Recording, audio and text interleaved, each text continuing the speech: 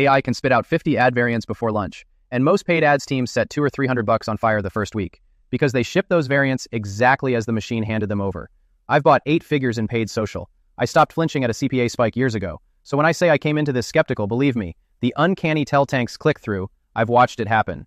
I'm Marcus. Today it's Creatify, the tool where you paste a product link and it builds you a batch of UGC video ads.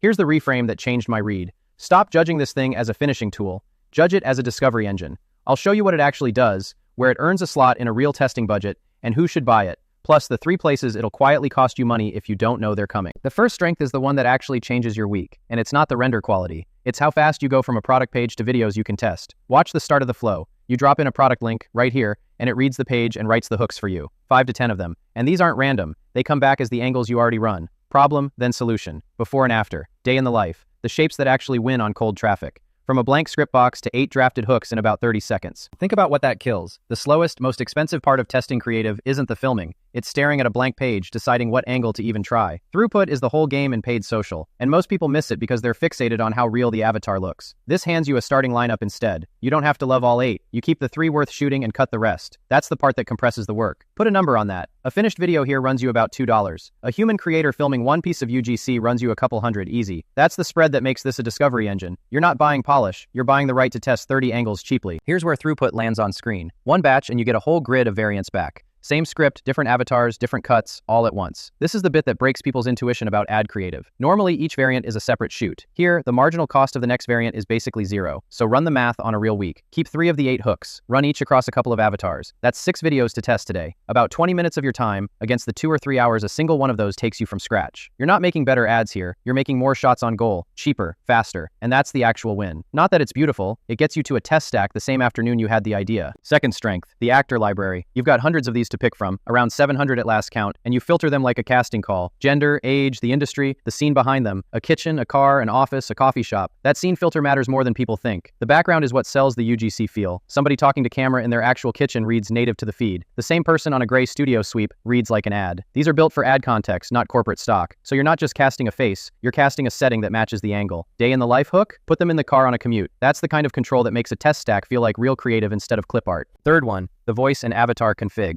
This is the editor right here. You feed it your script, you pick the actor, and the voice runs on 11 labs under the hood. So the read quality is the same engine you'd pay for separately anyway. On the higher tier, you can put your own voice on these, or train your own face as a custom avatar. That bundling is the real point. Normally this is 3 separate tools. 1 to write the voiceover, 1 to generate a face, 1 to stitch the video. You're paying 3 subscriptions and exporting between them. Here it's voice, avatar, and render in one pass, off one script. For a team testing volume, collapsing that pipeline is what makes the throughput actually possible. You're not babysitting handoffs between apps. Those are the 3 real wins: throughput, the casting control, and the one-pass pipeline.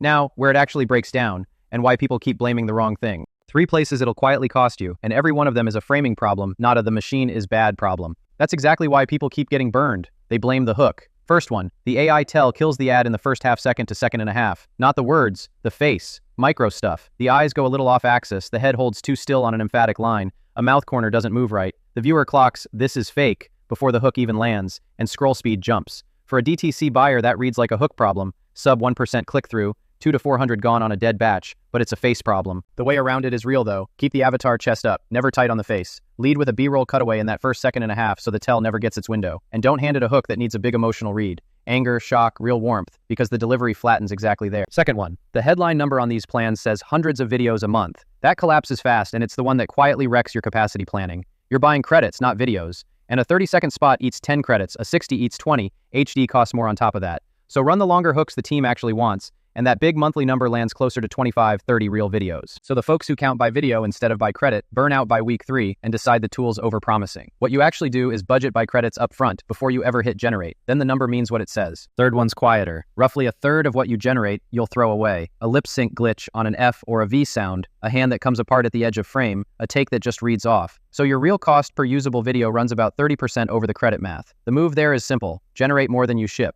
Render about 1.5 times the count you actually need, and QC every take before you download it. That way the scrap rate is planned, not a surprise. And that cloned voice? It's clean for a short read. Push it past 20 seconds and the prosody goes flat and the ear catches it. So you budget the scrap rate in, and you keep the voice reads short. Honest cons, but every one of them has a workable path. which is the whole reason I trust the recommendation. Let me walk one real run, start to finish, so you can see where the time actually goes, because it's not where you'd guess. I'm running a single trail runner shoe page, one product, one hook set, no fancy setup. I paste the link right here and let it read the page and draft the angles. My one rule for your first run, time box it to one product. Don't open 5 tabs and try to batch your whole catalog. You'll drown in renders before you've learned to read the output. One product, one set of hooks. 30 seconds in, the angles are back, and I'm reading them like a casting brief. Kill the generic ones. Keep the 3 that actually fit how this shoe sells. Now it goes to work. This is the generation canvas mid-run, and I want you to just watch it move, because this is the part that feels like the software is earning its keep. Each node is a separate variant actually building, pulling its scene, rendering the avatar, syncing the read to the voice track. Here's the thing about this stage. It's hands-off, and that's the point. You're not clicking through anything. You kicked it off, and now it's grinding through a dozen renders while you go do something else. That's the leverage. The machine eats the production hours, not you. A couple minutes later, it's done, and you come back to a full batch instead of one video. And here's the payoff, the part a tutorial blog never shows you. The whole batch comes back on one screen, and you pick the keepers to render out. That's 13 built right there, ready to select.